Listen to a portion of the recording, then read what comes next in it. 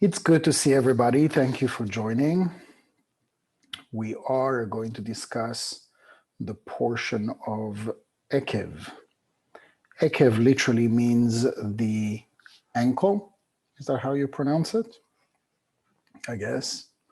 Thank you. Let me share my screen. Here we go.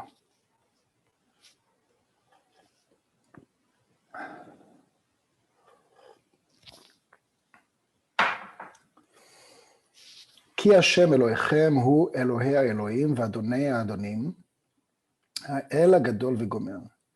תננן ודמות פניהם בני אדם. אלין לאו אינון כאינון קרובים, אינון ענפי רברבין. קרובים ענפי זוטרי קרוביים. בן אדם כל דיוקני כלילן, בהו בגין דאינון.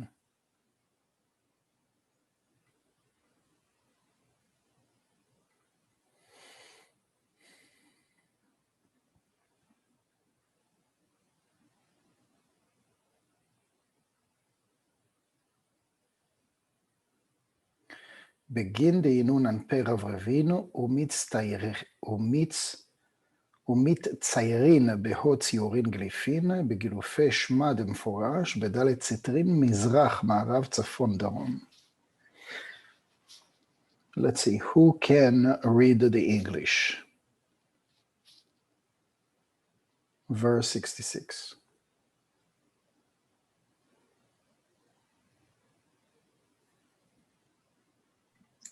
I will. Can you hear me? Yes. Okay, I had to stop chewing. Hashem, your Elohim, is the Elohim of Elohim, Lord of Lords, a great El. We have learned that as for the likeness of their faces, they had the face of a man. These are unlike the cherubs. These are large faces, while cherubs are small faces like those of children. All images are comprised in the face of a man because they are large faces. Engraved shapes are formed in them by the engraving of the name explicitly pronounced to the four directions of the world, east, west, north, and south. מיכאל ראשים ברשימו לסתר דרום, וכל ענפים מסתכלים לגבי פני אדם. פני אריה, פני נשר, פני שור, אדם יהיו זכר ונוקבה. ולא יתקרא אדם בר אחי. I don't need them. I mean, a sandwich bag.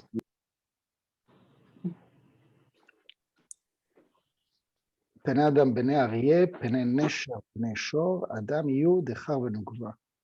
ולא יתקרא אדם בר אחי ומיני יצטרכין ציורים, דרכב אלוקים רבותיים, אלפי שנען. Go ahead, Ellen. Michael made a mark to the south side in all three faces, the face of a lion, the face of an ox, and the face of an eagle. Look toward the face of a man. A man is male and female, and is not called a man without them. From it, the face of a man, all shapes were formed in the secret of the verse. The chariots of Elohim are twice 10,000, thousands upon thousands. שנען כללה, דכולהו ציורי שור נשר אריה, נון דה יהו אדם שיטו ביכלן בחדה ברזה דחר ונקבה, וכולהו אלפין. וריב אבן כולהו נפקין מהעיר רזה שנען, מענה דיוקנין מפרשן כל אחד אחד, בסתרא יהו כמה דהתחזלון. Go ahead. Shinan in the verse contains all the shapes.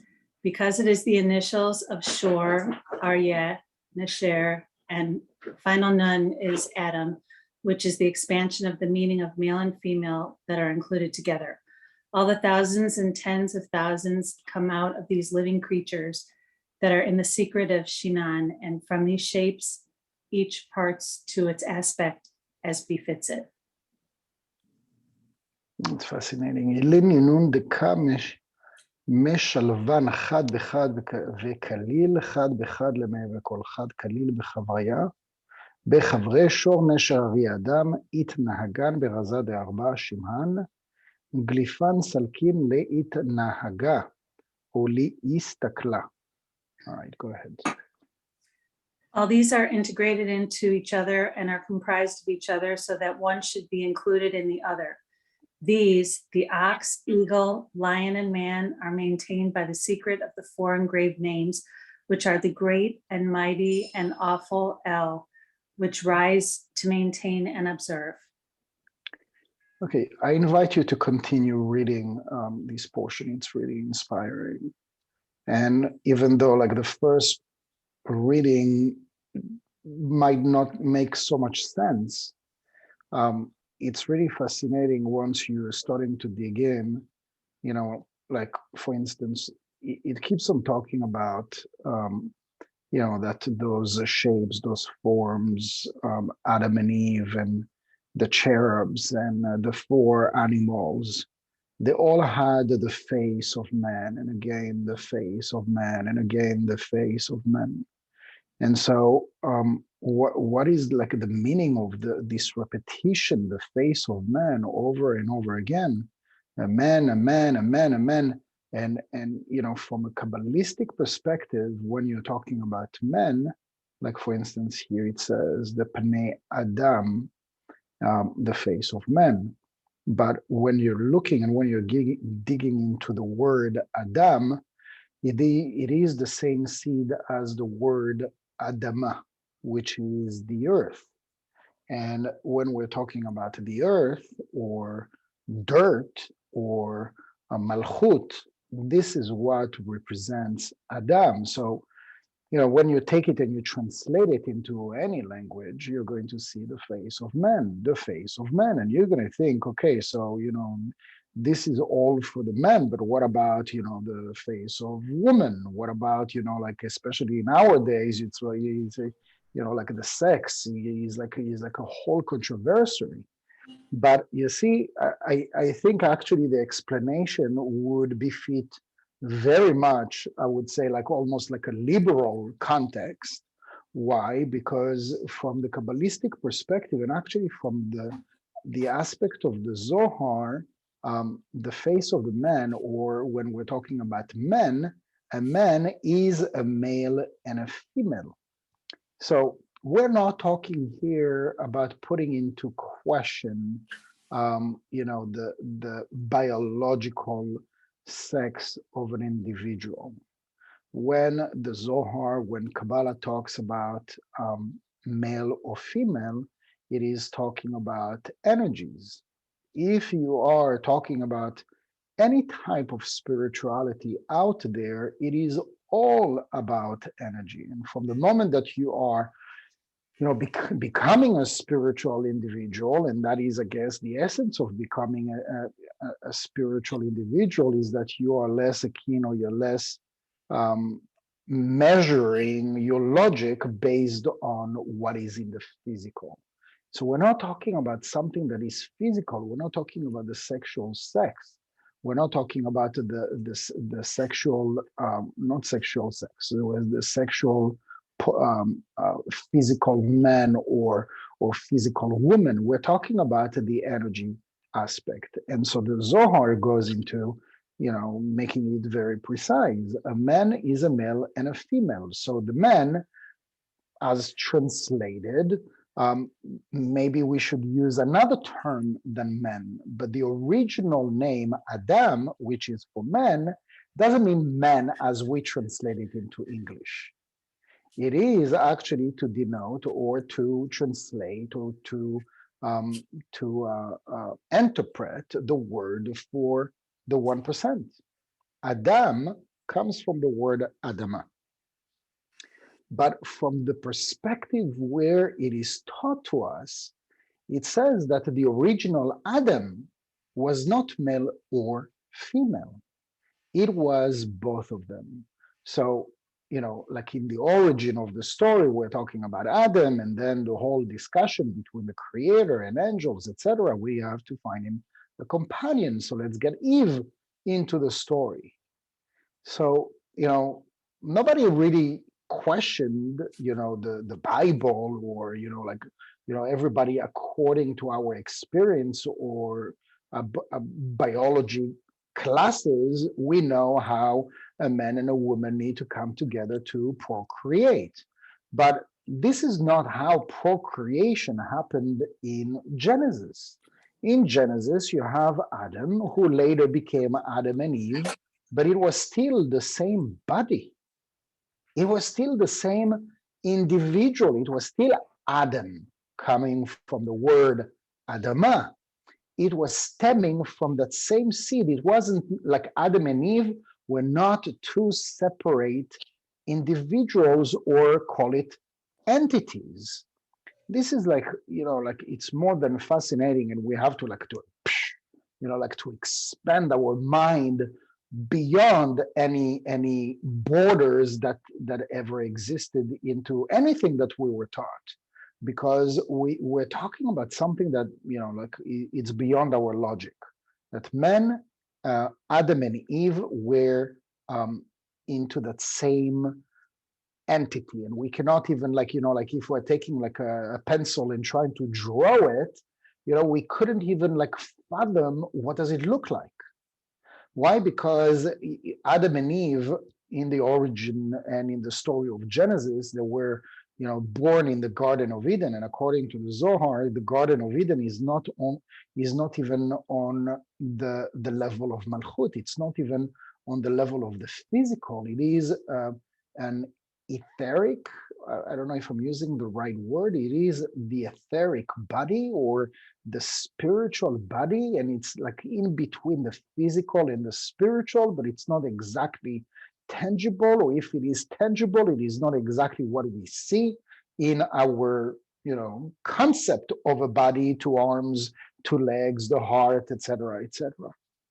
And so, and the Zohar goes on to talking about angels, about thousands of angels, talking about those angels and the cherubs, and they have like this kind of face, and they have this kind of face, and it's talking about like 4 different beasts, and they're all comprised into the men. An interesting extension to what it is that we're talking about, as I was preparing for this, I couldn't stop thinking about, the hundreds of expressions that we have in one day. So obviously we don't walk around with a mirror to see, our face, but we can translate all sorts of emotions and behaviors and gut feeling and I don't know, reaction, what the person is thinking, what the person is feeling, just by looking and observing them and looking at their face, right? So if a person is going to be mad, you're not going to see a happy face. And if a person is like super happy or ecstatic, you're not going to see the person with a sad face. Like, it goes with the way that the person feels, right? And so what's interesting is that all those emotions, we don't think about it in this way. All those emotions, they are, I'm trying to be cautious with the word, they are, I don't know if it's between, I don't even know if there is a word that exists between afflicted and influenced, right? Because majority of us believe that we are the masters of our own thoughts, right? But when we study Kabbalah, we learn about the opponent. And we learn that 97+% of our thoughts, they're not even our thoughts. And we learn that from the thoughts are born emotions and reactions and actions. And so 97+% of the way that we feel, it's not even us. So when you're looking at somebody who is a happy face, it's not even the person, it is the influence, it is the guide, it is the angelic presence that is affecting this individual, and you can see it on the face of a person. Some people, they can walk into a room and they can either uplift the room, or they can take the energy, boom, like an anchor. They can take the energy down.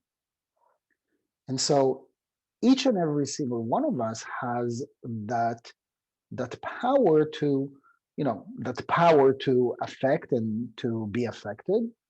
But we are absorbing, that we like it or not, outside influences. I don't know a lot of people that can dodge all those external influences. And I'm not talking about external events. I'm talking about those angels that we're talking. We don't like so much to talk about demons, but let's just call them angels.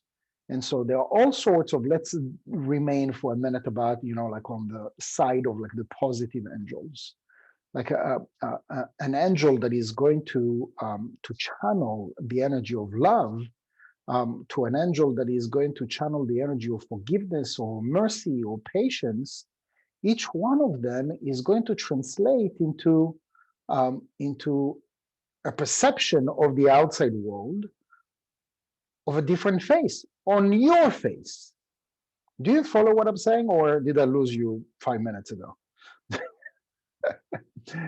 It is, as I'm talking about it, like I'm astonishing myself of the concept, because as much as we like to be control freaks, believing that we are the owners of our own thoughts, we're not the owners of our own thoughts.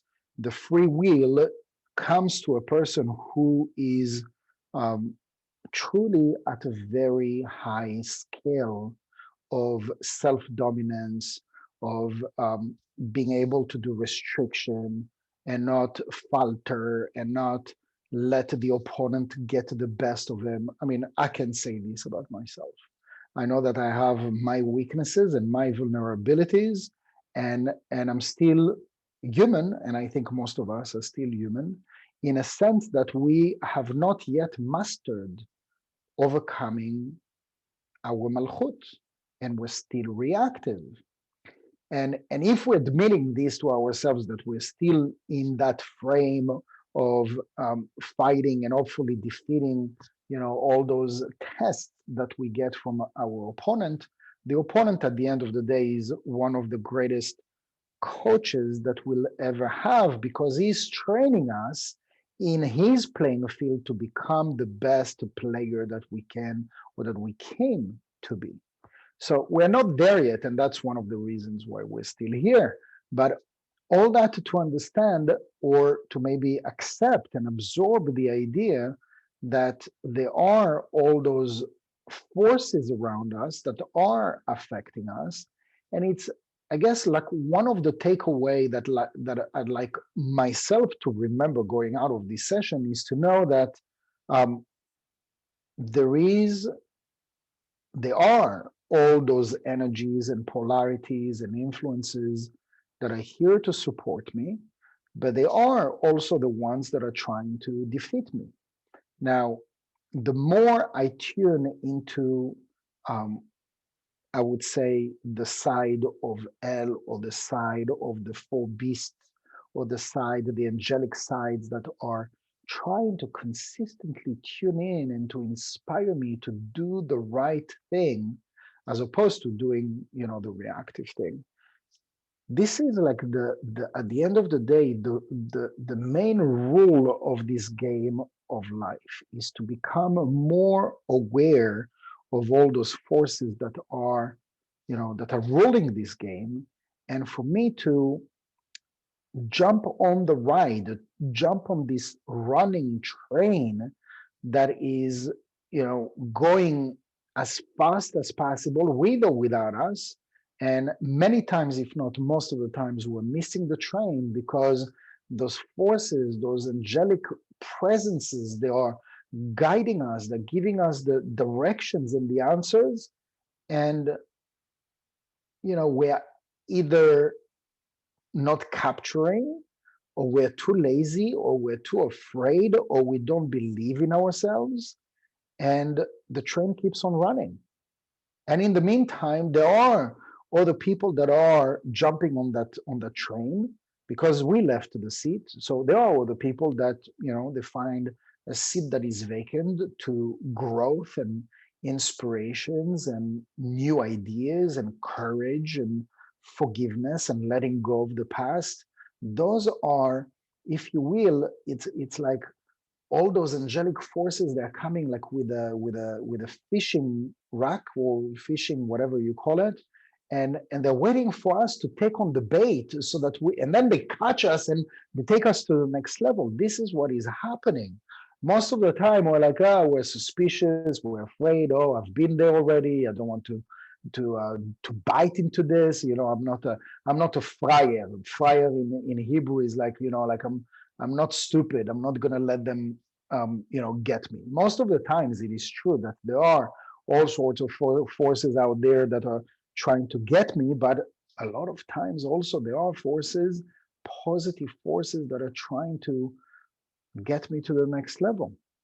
And 100 times a day, those forces are trying to give me this boost, this jump to the next level. And and I'm not restricting, I'm just, not jumping and not recognizing and not accepting and not and just dwelling where I am.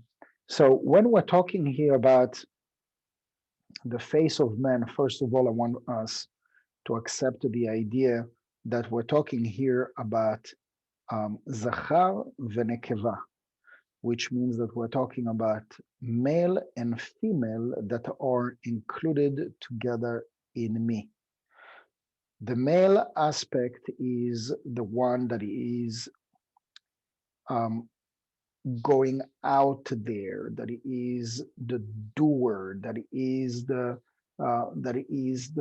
sharing, that is the provider, and the female aspect is the one that is receiving, that is welcoming, that is emotional, that is an empath, that is healing.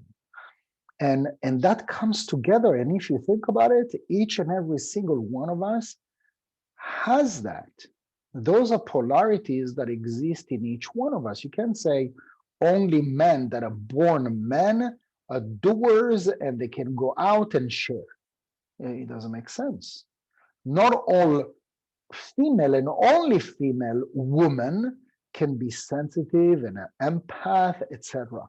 There is the I would say like the organic polarity that that women in general are more sensitive.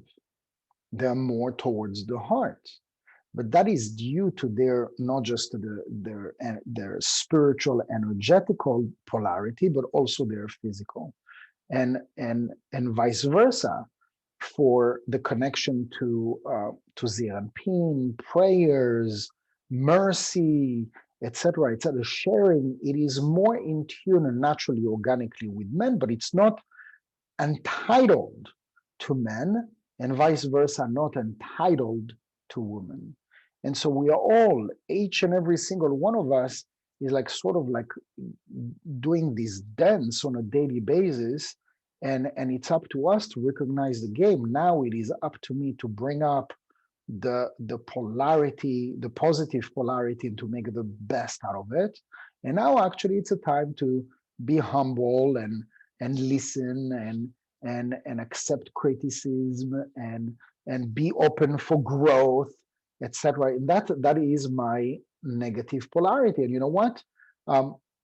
It is more, you'd agree that it is more in tune with women to do their spiritual work, because that is, almost like part of the physical DNA. But I know women that you could put any title to them but the word sensitive, and vice versa. You could put, the title of men are machos and they're not into spiritual work. It's like, we see, for example, in Kabbalah classes, like, like 90% of the attendees, they're women. It is much harder for men to do their spiritual work, but when they do the spiritual work, men, they do their spiritual work. They mean business, but at the same time, it is in each and every single one of us, and the way that we're born, it is part of our tikkun, what is going to be easier and what is going to be a little bit more challenging. But from the perspective of the Zohar, take it down to earth. Once we are born and split into a physical man body and into a physical woman body, it is part of the tikkun. But the way or where we emanate, where we stem from, we are all stemming from this etheric body that is male and female. And so this is why when the soul splits and it comes down and born into reincarnating into this body or that body, that is already like a downgrade to the lowest level that is called Malchut. But to where we are coming from, and when there is like the snap, when the person is transitioning from, from the physical body to the etheric body, the physical has no sense anymore. And even the people that come back, they have no definition anymore as I am a man or I am a woman. They just are. There is no such definition. There is no such interpretation in the spiritual realm as, male and female, the way that we describe it. I mean, we can take this to such length, because from the moment that we are born into male and female, in the physical man, physical woman body, that is the greatest illustration of division that is corrupting this physical reality. That there is an opposite, male and female, and we do not see this as one. And so in the etheric spiritual body, we see the positive and the negative as one, but in the physical reality, conscious alertness and understanding and logic and whatnot, we see this as opposition.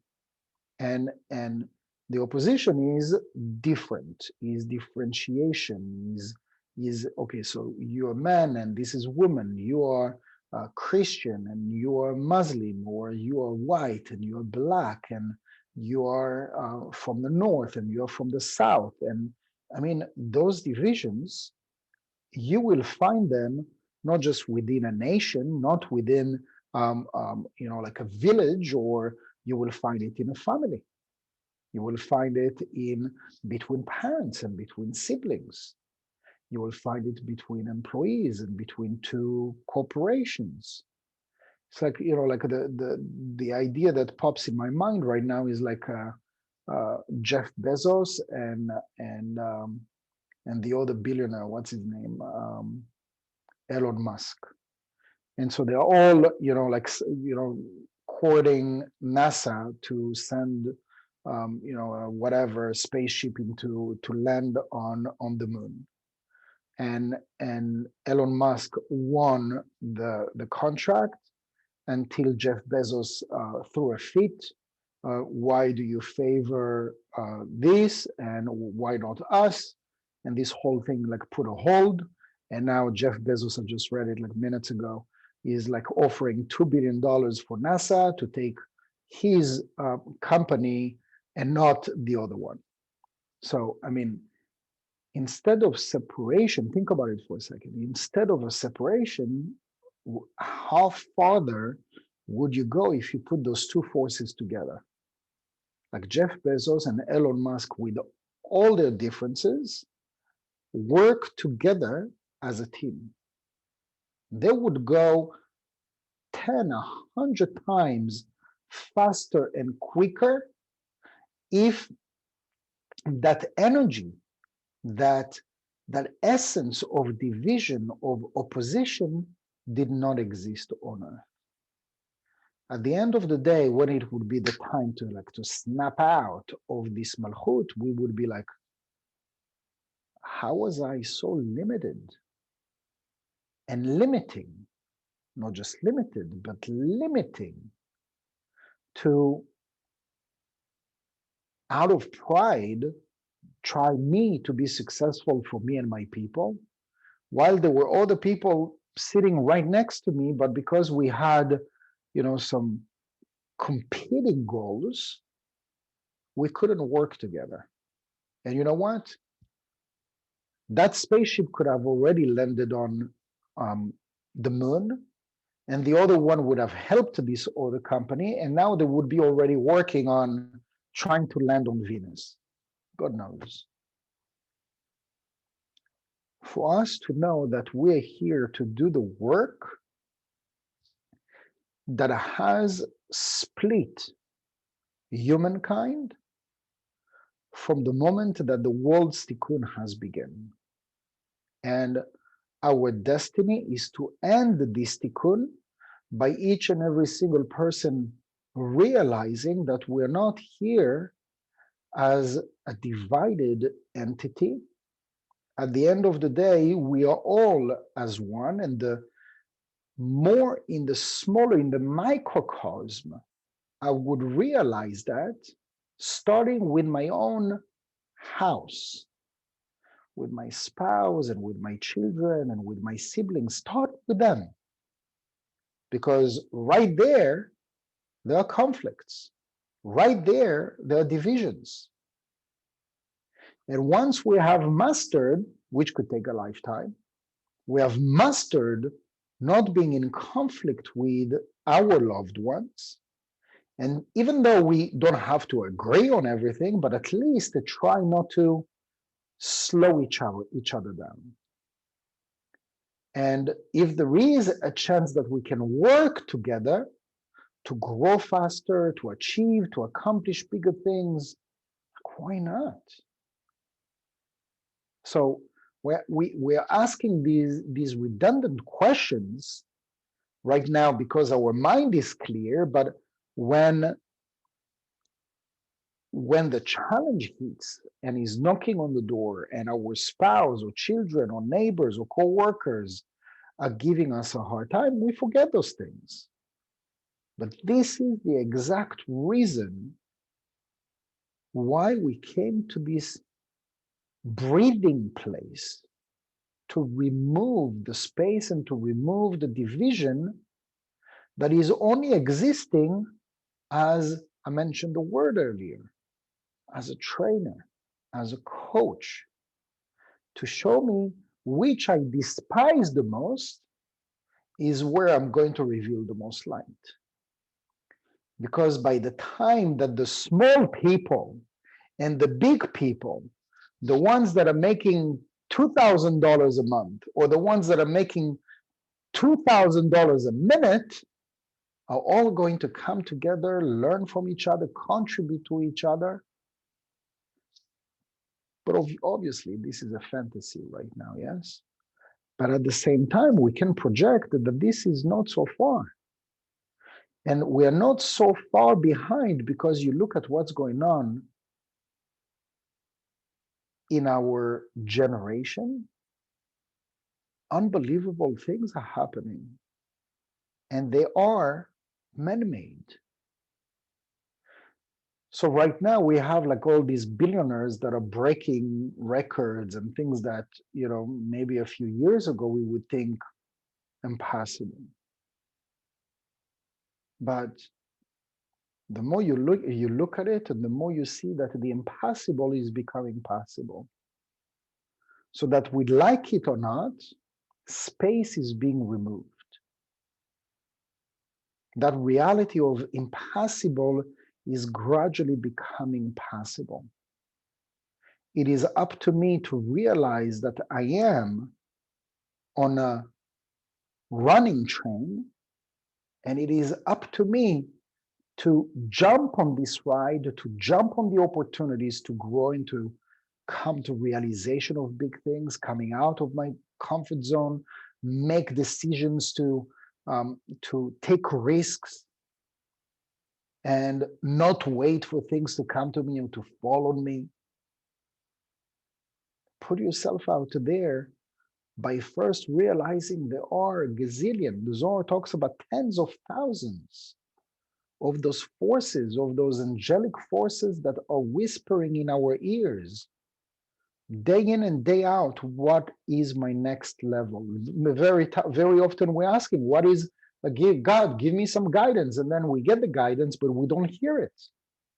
Why? Because there is so much noise. We're so busy with nonsense. We're so busy with things that are holding me back.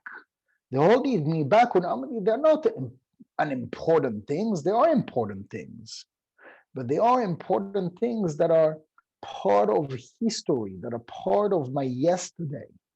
They're not part of my next level. They're not part of my full potential. They're not part of my growth. Because my 5 years from now, Yehuda Guez is thinking and is making decisions a little bit differently than the way that I am right now. But to evolve from where I am today to that person that I'm going to grow into being in 5 years, I can't keep on doing the same things. I can't keep on thinking in the same way.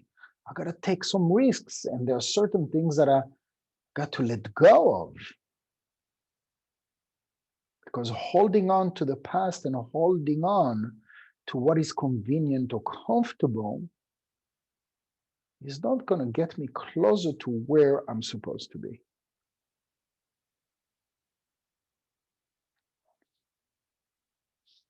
Any questions?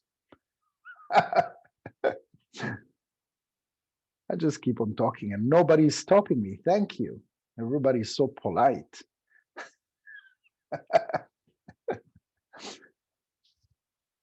Any questions or comments?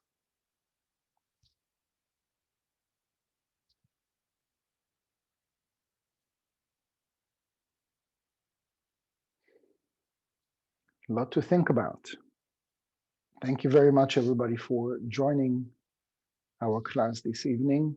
And I'm looking forward to seeing you again next week. Thank you. Thanks, Thank Yehuda. you, Yehuda. Thank you, Yehuda. Yehuda. You're very welcome. Thank you. Yehuda.